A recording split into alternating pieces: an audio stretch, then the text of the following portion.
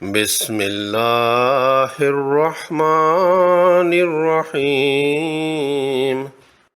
حضرت ابو موسیٰ اشعری رضی اللہ تعالیٰ عنہ سے مروی ہے کہ رسول اللہ صلی اللہ علیہ وآلہ وسلم نے ارشاد فرمایا، بوڑھے مسلمان کی تعظیم کرنا اللہ تعالیٰ کی تعظیم کا ایک حصہ ہے، اور قرآن مجید کے عالم کی جو نہ اس میں تجاوز کرتا ہو نہ اس کی تعلیمات سے پیچھے ہٹتا ہو، اس کی تعظیم کرنا بھی اللہ تعالیٰ کی تعظیم کا حصہ ہے، اور اسی طرح عدل کرنے والے حکمران کی تعظیم کرنا بھی تعظیم الہی کا ایک حصہ ہے۔ الحمدللہ رب العالمین، والصلاة والسلام علی سید المرسلین وعلی آلہ وصحبہ اجمعین۔ السلام علیکم ورحمۃ اللہ وبرکاتہ۔ تجوید الفرقان اردو چینل میں آپ کا خیر مقدم ہے۔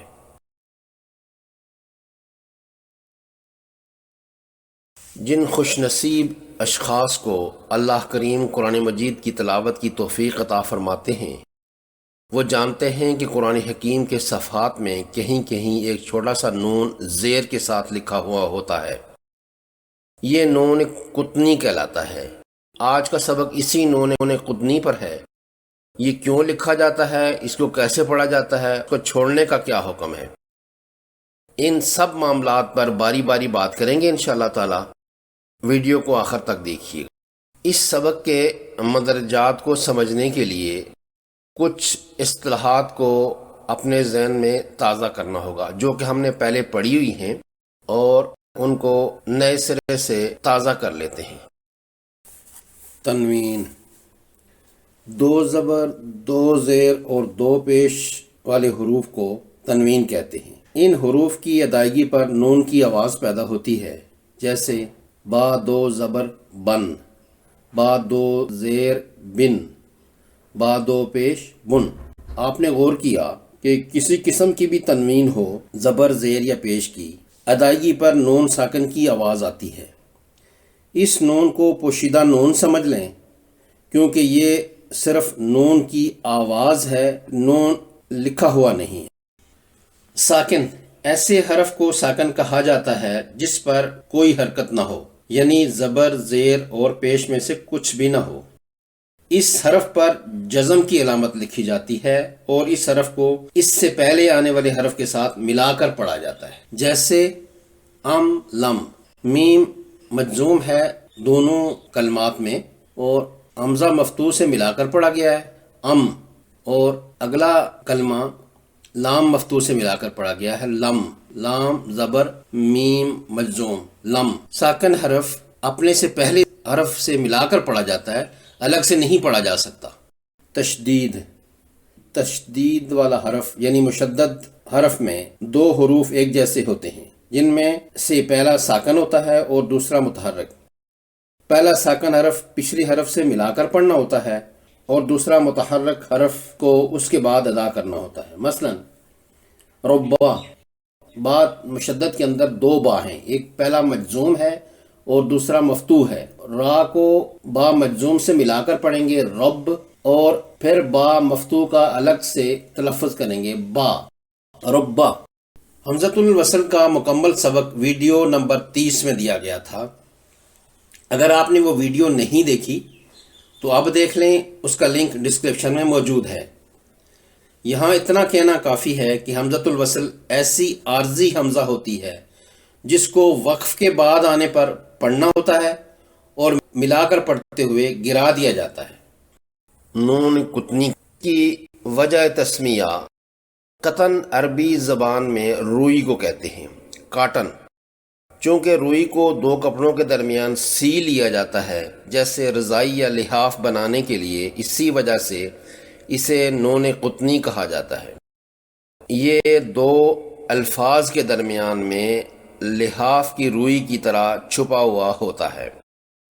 بعض نے کہا ہے کہ جس طرح روئی سے زخم مل جاتا ہے، اسی طرح اس نون کی وجہ سے دو الفاظ آپس میں مل جاتے ہیں۔ قرآن کریم کی عبارت میں اگر تنوین کے بعد حمزۃ الوصل ہو اور اس حمزۃ الوصل کے بعد والا حرف ساکن ہو تو تلاوت کے دوران تنوین کی ایک حرکت اور حمزۃ الوصل گر جاتی ہے۔ آگے والے ساکن حرف سے پہلے مکسور نون یعنی زیر کی حرکت والے نون کا اضافہ کر کے اگلے لفظ کو پڑھا جاتا ہے، یا یوں کہیں تنوین کے پوشیدہ نون کو زیر دے کر اگلے والے ساکن حرف سے ملایا جاتا ہے۔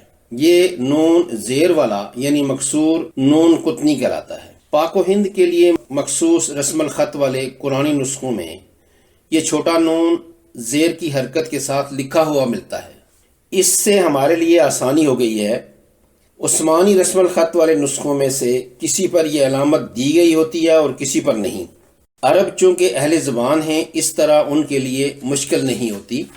ان کو اس کی سمجھ ہوتی ہے کہ جہاں جہاں نون قطنی لگا کر پڑھنا ہوتا ہے وہاں اس نون کا تلفظ کر لیتے ہیں۔ اس نون قطنی کو حمزۃ الوصل کے نیچے چھوٹا کر کے لکھتے ہیں اور اسے زیر دیتے ہیں۔ نون قطنی قرآنی مصحف میں مختلف طریقوں سے لکھا ہوا ملتا ہے۔ کئی عثمانی رسم الخط والے نسخوں میں یہ بالکل ڈلا ہی نہیں ہوتا، اور پاک و ہند طرز تحریر والے نسخوں میں حمزۃ الوصل کے نیچے چھوٹا سا نون ڈال کر اس کے نیچے زیر دیتے ہیں، اور کسی جگہ یہ حمزۃ الوصل کے اوپر بھی لکھا ہوتا ہے۔ اس صورت میں اس کے نیچے زیر نہیں دی ہوتی، خود سے زیر لگا کر پڑھنا ہوتا ہے، اور کئی نسخوں میں یہ تنوین والے کلمہ کے بعد لکھا ہوا ملتا ہے۔ پڑھنا ہر صورت میں ایک ہی طرح ہوگا، اس کو زیر دے کر اگلے ساکن حرف سے ملا کر پڑھیں گے۔ نون قطنی کیوں آتا ہے؟ عربی زبان کا ایک قاعدہ ہے جس کو التقاء ساکنین کہتے ہیں، جس کا مطلب ہے دو ساکن حروف کا ملنا، ان کی ملاقات، یعنی دو ساکن حروف اکٹھے آ جائیں۔ اگر دو ساکن حروف کسی جگہ اکٹھے آ جائیں تو ان کا تلفظ نہیں ہو سکتا، جیسے مثال میں نوحن کا ساکن نون اور ابنہو کا ساکن با دونوں اکٹھے ہیں۔ ان کو کیسے پڑھیں گے، اس سوال کا جواب آئندہ آ رہا ہے۔ نون قطنی کیوں لگایا جاتا ہے؟ اس کو ہم ایک مثال سے سمجھتے ہیں۔ قریۃ نستطعما ایک قرآنی کلمہ ہے۔ دوسرے کالم میں یہی کلمہ عثمانی طرز تحریر میں لکھا گیا ہے۔ قریۃ تو تا کی زیر اور نون ساکن کی آواز پیدا ہوئی۔ تن، غور کریں کہ تا کی دو میں سے ایک زیر رہ گئی ہے، تن۔ حمزۃ الوصل ملا کر پڑھنے پر حذف ہو جاتی ہے، گر جاتی ہے۔ اس سے اگلا حرف سین ساکن ہے۔ حمزۃ الوصل کے حذف ہونے سے سین ساکن تین کے نون ساکن کے ساتھ آ گیا، بالکل متصل آ گیا ہے۔ اس طرح دو ساکنین اکٹھے ہو گئے ہیں جن کو التقاء ساکنین کے قاعدہ کے مطابق ملا کر نہیں پڑھا جا سکتا۔ غور کریں تو یہاں تن کو تو پڑھا جا سکتا ہے، مگر سین ساکن کو اس نون سے ملا کر نہیں پڑھا جا سکتا۔ یہ وہ مقام ہے جہاں ہم کو سین ساکن کو پڑھنے کے لیے اس سے پہلے ایک متحرک حرف کی ضرورت ہے، اور یہ متحرک حرف نون مکسور یعنی زیر والا نون ہوگا، نون قطنی ہوگا، اور اس کو اس طرح کریں گے کہ جو تن والا سین ساکن ہے اس کو زیر لگا کر مکسور بنائیں گے، تو اس کا تلفظ پھر اگلے سین ساکن سے ہوگا اور نس پڑھا جائے گا، اور پورے کلمے کو پڑھیں گے قریۃ نستطعما۔ ایسے کلمات جہاں ملا کر پڑھنا مقصود ہو لیکن دو حروف ساکن اکٹھے آ جائیں تو وہاں ہمیں ایک نون مکسور کی ضرورت ہوتی ہے جس کو نون قطنی کہتے ہیں۔ نون قطنی وقف کے بعد اور وہیں سے اعادہ میں نہیں پڑھا جائے گا۔ یہ چند مثالیں ہیں۔ قریۃ نستطعما، عادن الاولی، بغلام اسمہ۔ نون قطنی تشدید والے حروف میں جزم یعنی سکون کی علامت اور شد دونوں علامات پچھلے حرف کو ان حروف میں جن پر یہ دونوں میں سے کوئی علامت ہو ملانے کے لیے استعمال کی جاتی ہیں۔ جیسا کہ ہم نے پڑھا ہے کہ مشدد حرف دو ایک جگہ مجموعہ ہوتا ہے، جن میں سے پہلا مجزوم یعنی ساکن اور دوسرا متحرک ہوتا ہے۔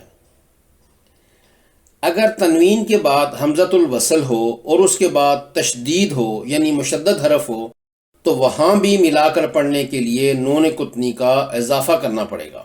چونکہ مشدد حرف میں شامل دو حروف میں سے پہلا ساکن ہوتا ہے اور وہ تنوین اور حمزۃ الوصل کے بعد آتا ہے، اس لیے عملی طور پر وہی صورتحال بن جاتی ہے جو کہ تنوین، حمزۃ الوصل اور ساکن حرف سے بنی تھی، جس کو ہم پہلے پڑھ چکے ہیں۔ اس میں بھی تنوین کی ایک حرکت اور حمزۃ الوصل گر جائیں گی اور تنوین والے حرف کو ایک حرکت دے کر مشدد حرف سے پہلے زیر والے نون سے ملا کر پڑھیں گے۔ یہ زیر والا نون نون قطنی ہے۔ آئیے کلمہ جمیعاً الذی کے ہجے کرتے ہیں۔ تنوین سمیت پہلے لفظ کا تلفظ جمیعاً ہے، آخری نون ساکن کی آواز واضح ہے، عین پر ایک زبر نے دو کی جگہ لے لی ہے۔ اس کے بعد الف ہے جو کہ سبز رنگ میں لکھا گیا ہے۔ الف زائدہ کے سبق میں ہم پڑھ چکے ہیں کہ ساکن حرف کے بعد والا الف زائد ہوتا ہے اور نہیں پڑھا جاتا، اس طرح یہ الف حذف ہو گیا۔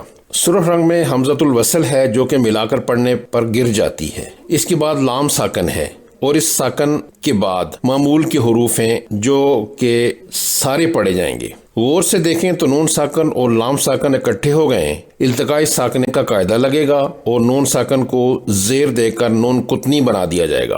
اس طرح ان کلمات کا تلفظ جمیعاً الذی ہوگا۔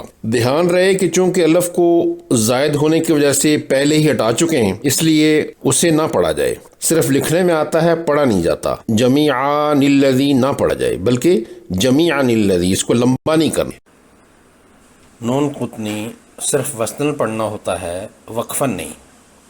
مطلب یہ ہے کہ نون قطنی سے پہلے کلمے پر اگر وقف کرنا ہو اور نون قطنی کے بعد والے لفظ سے دوبارہ پڑھنا شروع کرنا مقصود ہو تو نون قطنی نہیں پڑھا جائے گا۔ اسی طرح اگر نون قطنی سے اعادہ کرنا ہو تو تب بھی نون قطنی کو حذف کر کے پڑھیں گے۔ مثلا پہلے پوری آیت کو وصلاً پڑھتے ہیں، یعنی ملا کر پڑھتے ہیں، اس حالت میں نون قطنی پڑھا جائے گا اس طرح: یا زکریا انا نبشرک بغلام اسمہ یحییٰ لم نجعل لہ من قبل سمیا۔ اگر نون قطنی سے پہلے لفظ بغلام پر وقف کریں اور اسمہ سے اگلے سانس میں شروع کریں تو نون قطنی نہیں پڑھا جائے گا، ایسے: یا زکریا انا نبشرک بغلام اسمہ یحییٰ لم نجعل لہ من قبل سمیا۔ آپ کو سمجھ ہونی چاہیے کہ اسمہ کی حمزۃ الوصل پر زیر کیوں لگائی گئی ہے۔ اگر سمجھ نہیں آئی تو حمزۃ الوصل کا سبق دوبارہ پڑھ لیں، جس کا لنک ڈسکرپشن میں موجود ہے۔ اس موقع پر ایک مشق کر لیتے ہیں۔ سورہ اخلاص مسلمانوں کے بچوں تک کو بھی یاد ہوتی ہے۔ اس کی پہلی آیت ہے قل هو اللہ احد۔ یہاں ہم نے وقف کر دیا، دال پر پیش کی تنوین ہے، جب رک گئے تو تنوین جزم میں بدل گئی، یہاں دال حروف کلکلہ میں سے ہے، کلکلہ کیا۔ دوسری آیت ہے اللہ الصمد۔ اللہ کا اسم مبارک میں حمزۃ الوصل ہے۔ اگر ہم دونوں آیتوں کو ملا کر پڑھنا چاہیں تو قل هو اللہ احد نلہ الصمد پڑھیں، قل هو اللہ احد نلہ، کیوں کہ دال کی تنوین کا تلفظ دن ہوگا، جس میں سے آخری آواز نون ساکن کی آئے گی، یعنی جس میں نون ساکن ہے۔ اگلی آیت اللہ الصمد ہے، جس میں سے لفظ اللہ کی حمزہ وصلی ہے جو ملا کر پڑھنے پر گر جاتی ہے، حذف ہو جاتی ہے۔ باقی لام کی تشدید اور ہا رہ گیا ہے۔ ہمیں معلوم ہے کہ مشدد حرف میں ایک جیسے دو حروف ہوتے ہیں، پہلا ساکن اور دوسرا متحرک۔ اس طرح یہاں دو لام ہو گئے، پہلا لام ساکن اور دوسرا مفتوح۔ غور کرنے پر معلوم ہوتا ہے کہ احدن کا ساکن نون اور لفظ اللہ کا ساکن لام ایک دوسرے کے متصل آ گئے ہیں، دو ساکن حروف ساتھ آ گئے ہیں۔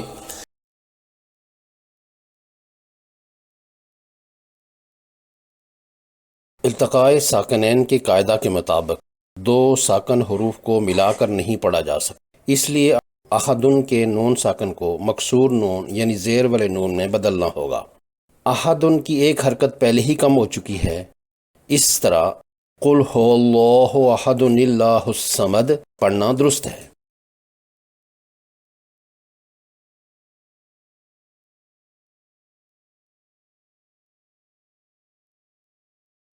ان اسباق کو اپنے حلقہ احباب میں متعارف کروا کر اپنی آخرت کے لیے زاد راہ ذخیرہ کر لیں۔ اللہ ارحم الراحمین ہم سب کا حامی و ناصر ہو۔ ملتے ہیں انشاءاللہ تعالی اگلے سبق کے لیے۔ اللہ حافظ۔